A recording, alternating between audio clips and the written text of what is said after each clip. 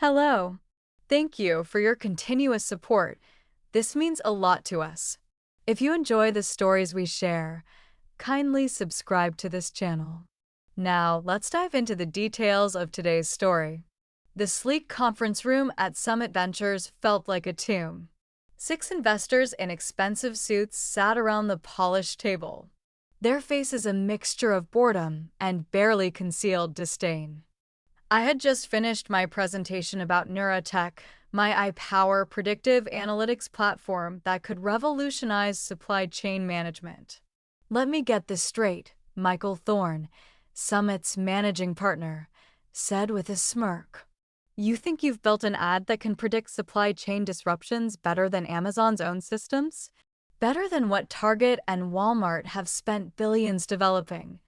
I stood my ground.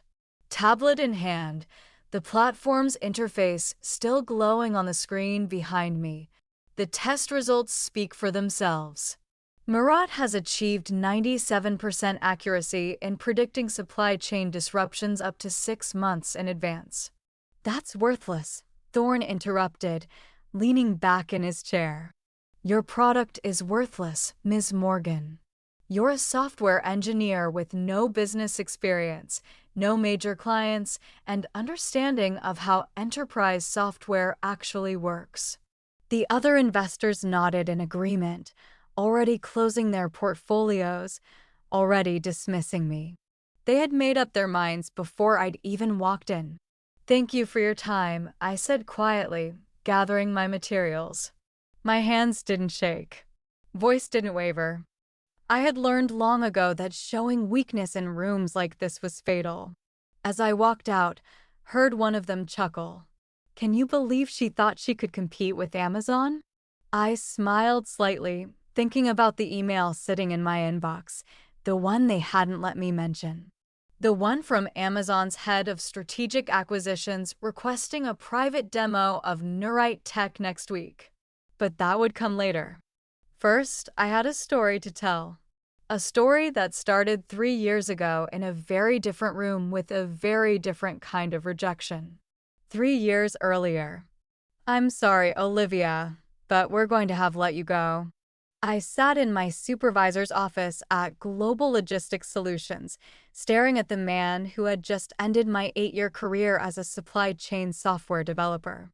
Dave Miller shifted uncomfortably in his chair, trying to look sympathetic, but mostly looking relieved.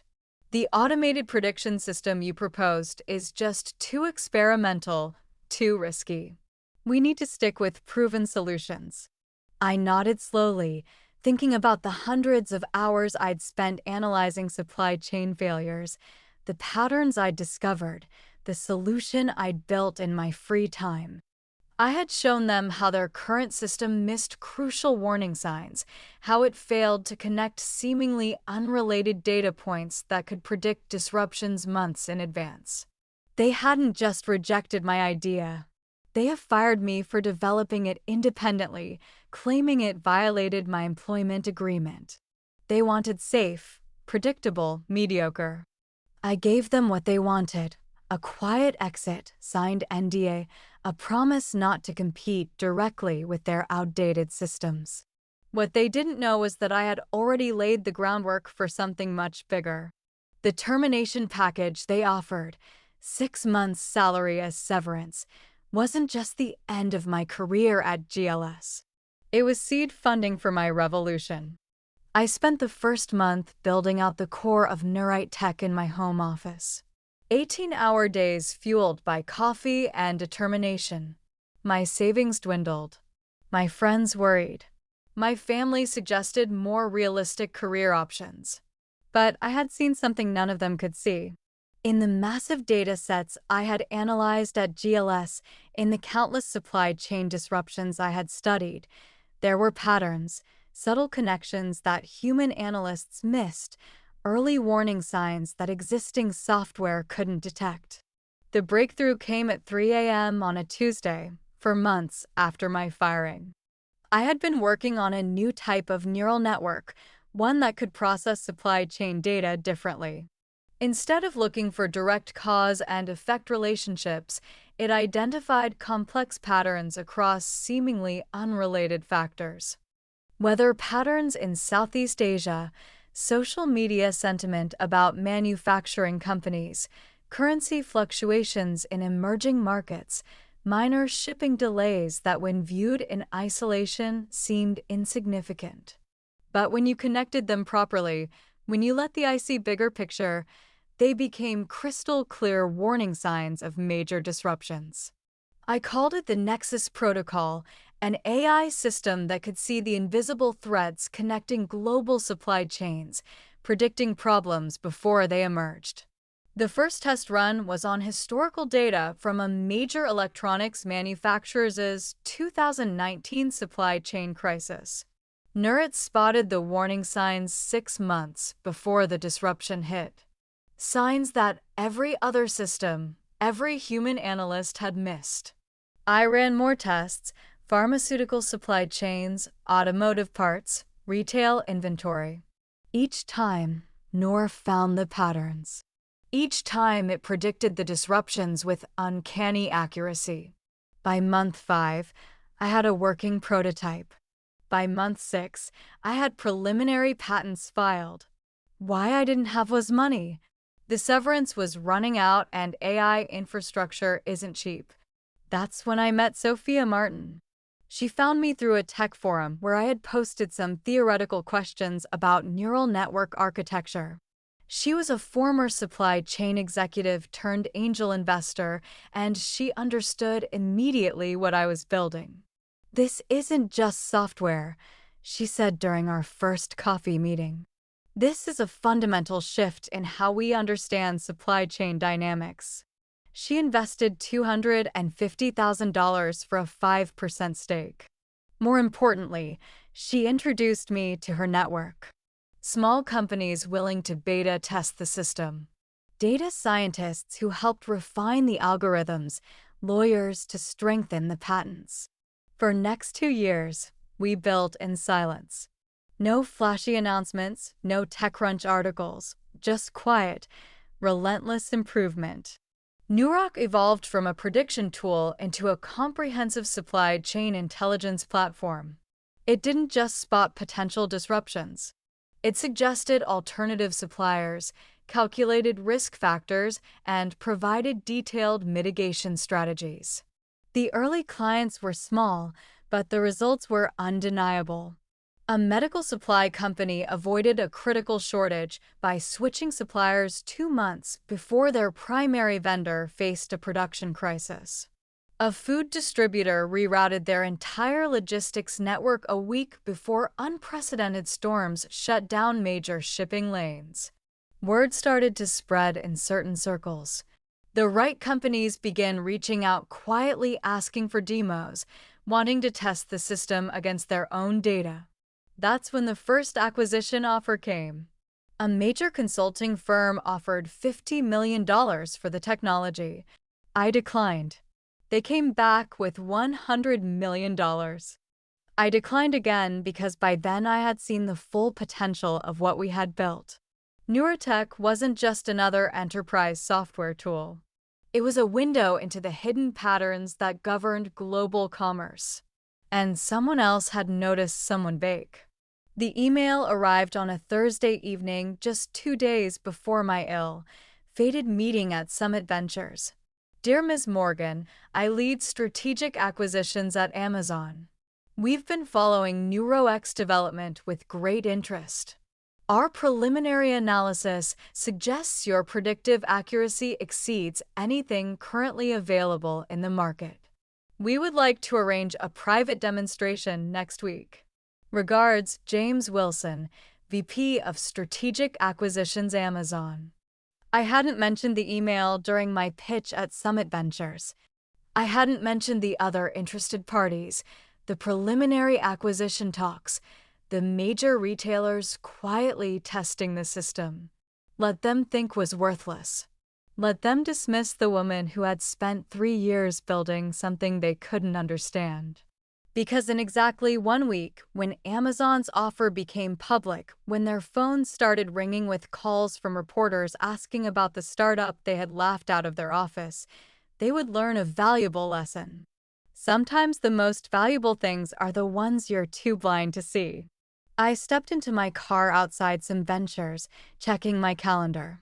The Amazon demo was scheduled for Tuesday morning. Everything was ready. Everything perfect. Let them laugh. In a week, the laughter would stop and a very different sound would fill those expensive conference rooms. The sound of opportunity slipping through their fingers. Amazon Seattle headquarters loomed against the gray morning sky, a testament to what happens when someone builds something others call impossible. I straightened my blazer, checked reflection in the lobby's polished marble, and took a deep breath. Ms. Morgan. A tall woman in a crisp suit approached, tablet in hand. I'm Jennifer Hayes, James Wilson's chief of staff. They're ready for you in the executive conference room. The elevator ride to the 23rd floor was silent.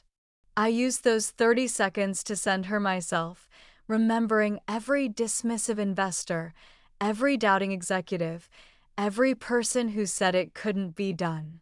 Their skepticism had only made Nara a touch stronger. The conference room doors opened to reveal a scene very different from some ventures. Instead of bored investors checking their phones, 12 intense-looking people sat forward in their chairs, laptops open, clearly having done their homework. James Wilson, Amazon's VP of Strategic Acquisitions, rose to greet me. He was younger than I expected, maybe early 40s, with the focused energy of someone who evaluated revolutionary technology for a living. Ms. Morgan, he said, shaking my hand firmly. Thank you for coming. We've been analyzing NeuroX test results for the past month. Frankly, they seem too good to be true. I smiled, setting up my laptop. That's why I brought a challenge for you. Give me your 3 most difficult supply chain disruptions from the past year. Ones you didn't see coming. Let's run them through Neurotech Live. A murmur of interest ran through the room.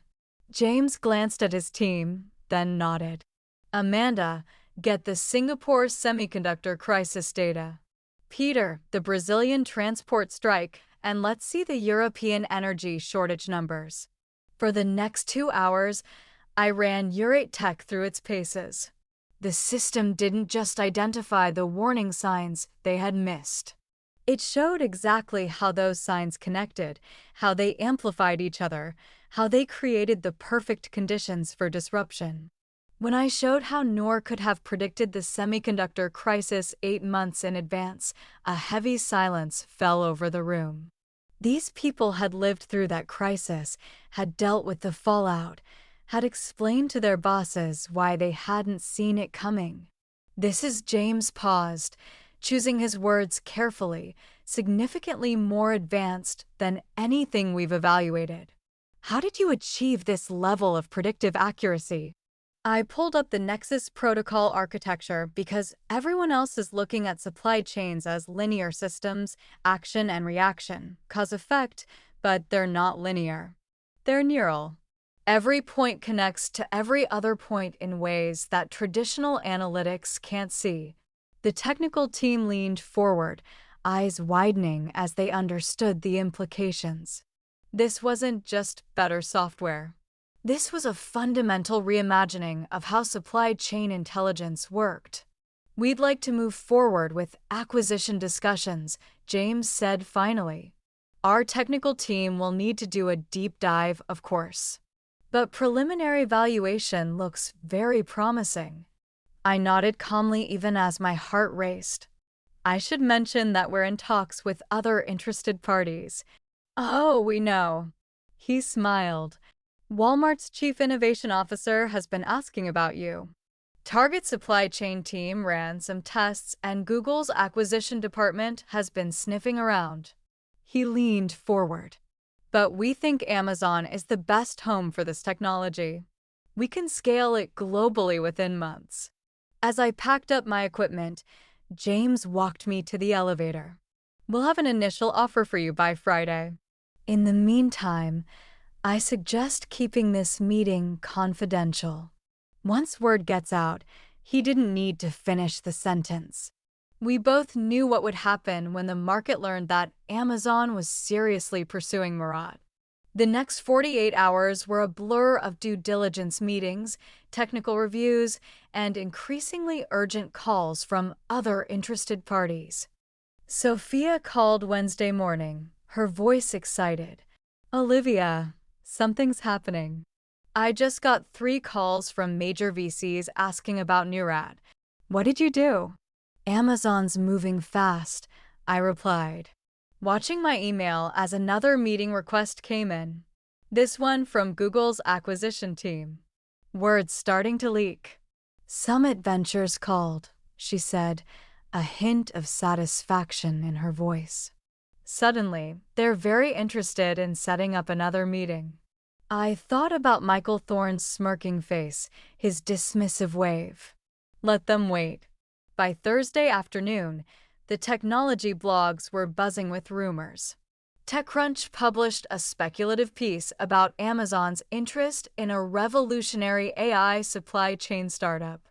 Reuters ran a story about unusual activity in the supply chain software sector.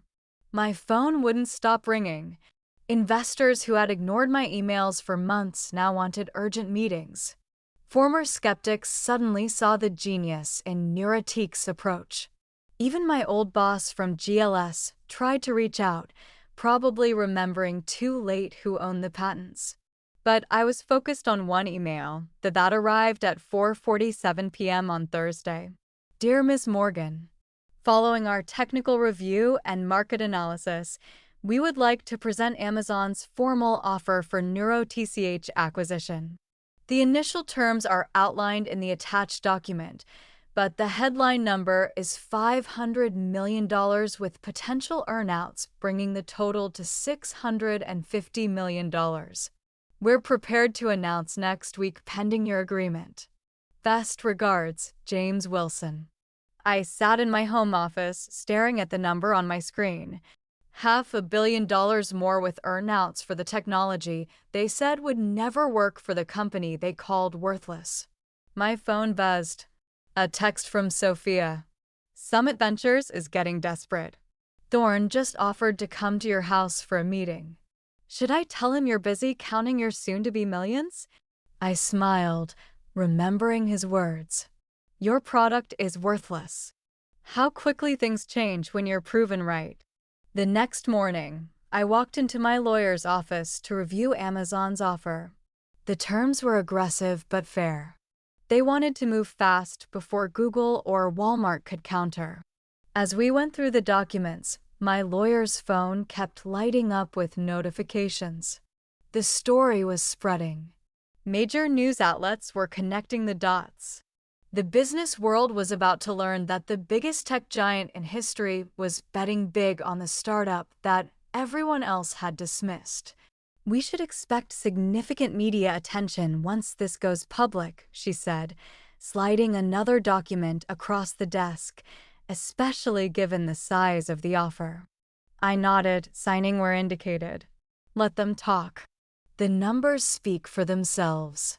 Later that day, as I drove home, I passed the Global Logistics Solutions building where I've been fired 3 years ago. Their stock had dropped 23% since the first rumors about Neurotech began circulating. Funny how karma works.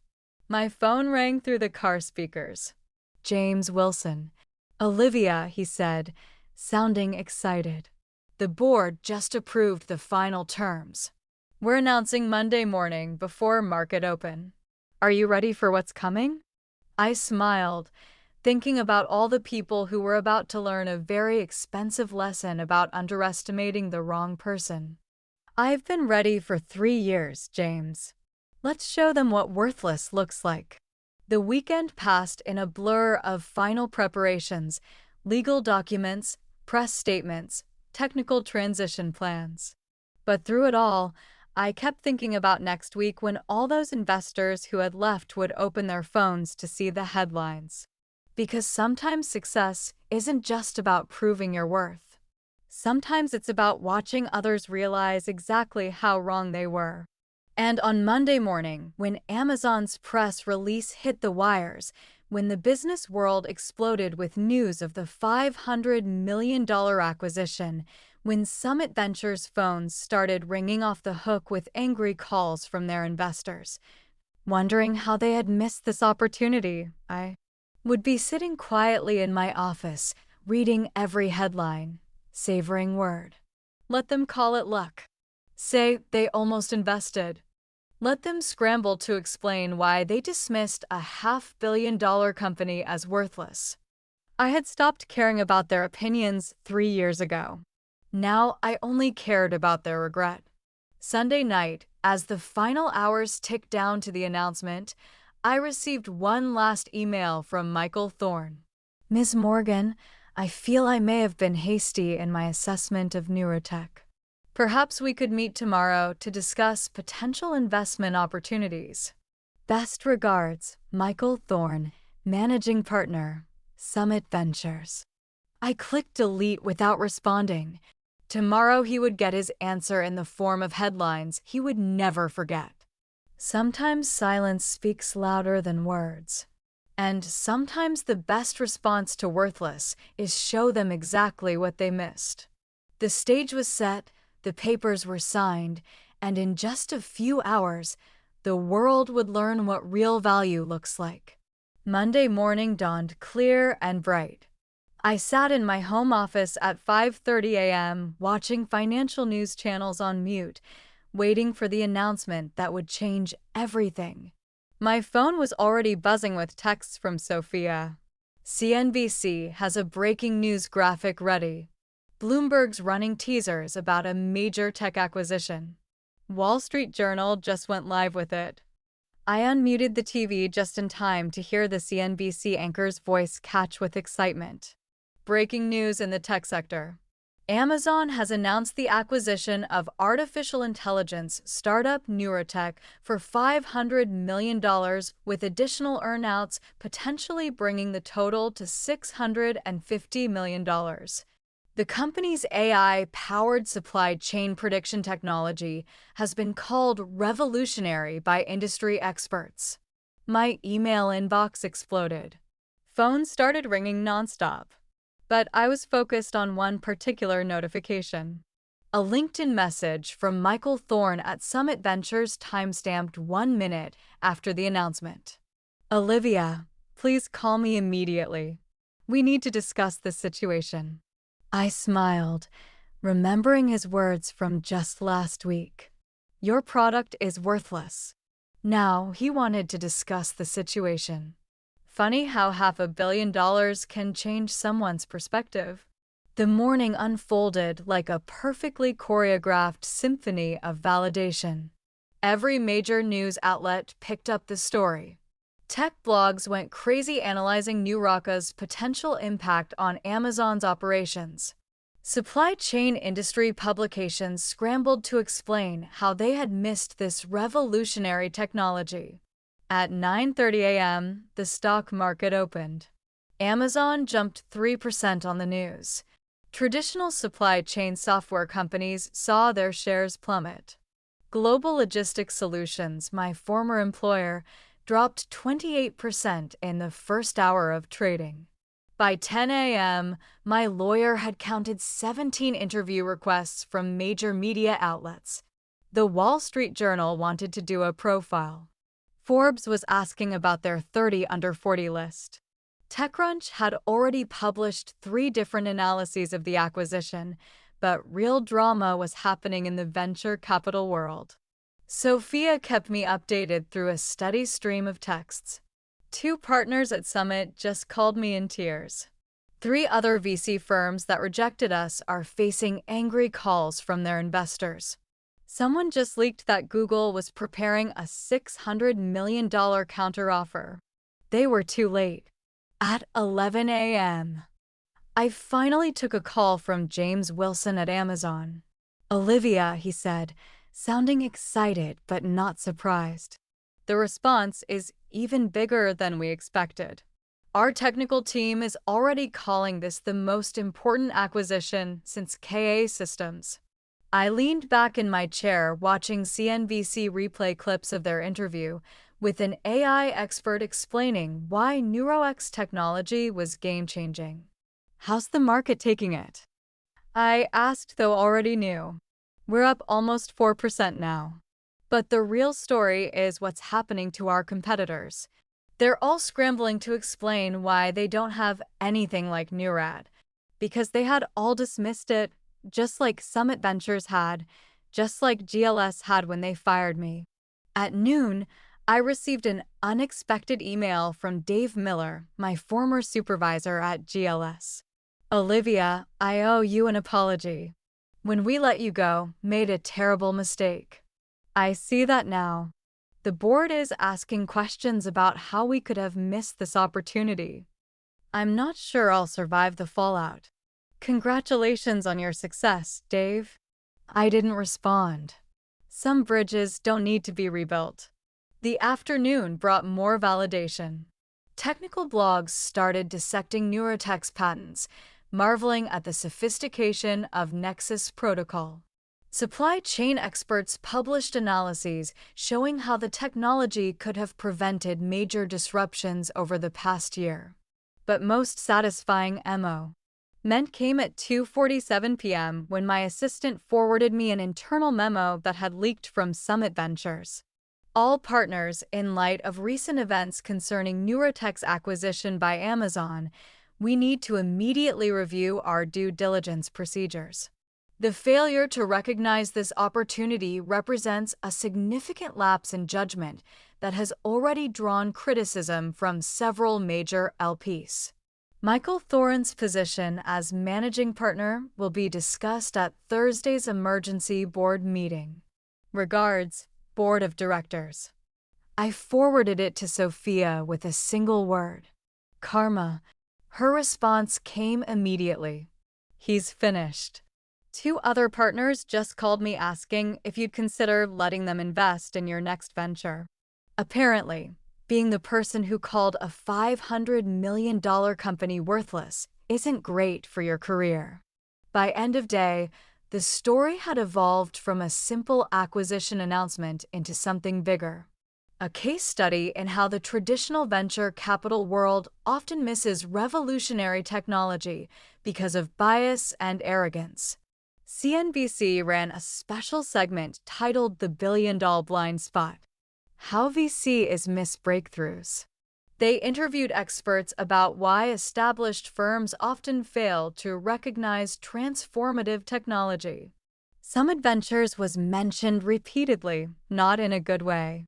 As the sun set, I finally allowed myself to really feel it. The validation, the vindication, the pure, undiluted satisfaction of being proved right in the most public, undeniable way possible. My phone buzzed one last time. A text from James Wilson. Board wants to fast-track the integration. Can you come to Seattle next week? We're thinking bigger than just supply chain now. This could transform everything. I texted back my agreement, then walked to window, watching the city lights come alive as darkness fell. 3 years ago, I had stood at a different window, having just been fired, wondering if I was crazy to believe in my idea. Now, that idea was worth $500 million, and the people who had laughed were scrambling to explain their short-sightedness. The next morning, I had one important meeting, a breakfast with Sophia to discuss the future. She was waiting at our usual cafe, grinning like a cat that caught particularly fat canary. So, she said as I sat down, I counted at least 30 VC firms that are now claiming they almost invested in Neurotech. Funny how everyone sees the vision after the fact. I smiled, stirring my coffee. Any word from Summit? Total meltdown. 3 major investors have pulled out. Thorn is being pushed out. Apparently, letting the biggest tech acquisition of the year slip through your fingers because of arrogance isn't great for business. We spent the next hour planning steps. Amazon wanted to scale Neurotech globally, but they also saw applications beyond supply chain. The underlying technology, The ability to see patterns in complex systems could revolutionize everything from financial markets to climate science.